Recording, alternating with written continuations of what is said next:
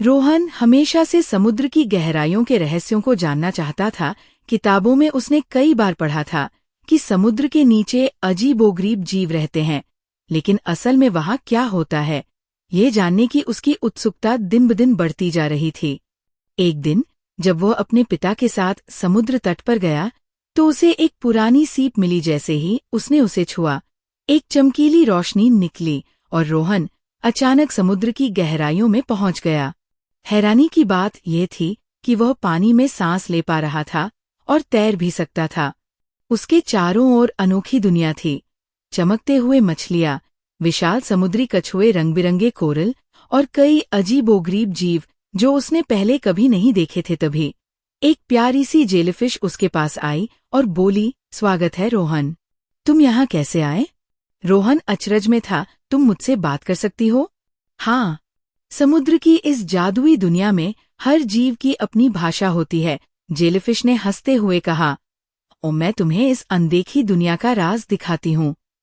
जैसे जैसे रोहन आगे बढ़ता गया, उसने देखा कि समुद्र में जीवन की एक अनोखी व्यवस्था है।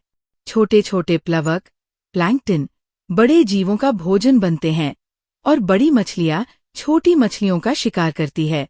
हर जीव अपने तरीके से इस विशाल पारिस्थितिकी तंत्र का हिस्सा था।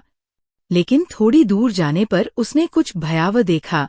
समुद्र के तल पर कचरा फैला था, टूटी हुई प्लास्टिक की बोतलें, जाल में फंसी मछलियां और चारों तरफ गंदगी। ये सब क्या है? उसने चिंता से पूछा। यही तो समस्या है, रोहन, जेलीफिश उदास होकर बोली। मनुष्यों की लापरवाही से हमारा घर नष्ट हो रहा है। प्लास्टिक समुद्री जीवों को मार रहा है और प्रदूषण से हमारी दुनिया धीरे धीरे खत्म हो रही है। रोहन को बहुत बुरा लगा। उसने सोचा, अगर हम समय रहते नहीं सुधरे तो समुद्र का ये जादू हमेशा के लिए खत्म हो जाएगा। तभी एक बड़ी लहर आई और रोहन अचानक वापस समुद्र तट पर आ गया। उसके हाथ में वही पुरानी सीप थी, लेकिन अब वह जान चुका था कि समुद्र की गहराइयों में जीवन कैसा है और उसे बचाने की कितनी जरूरत है।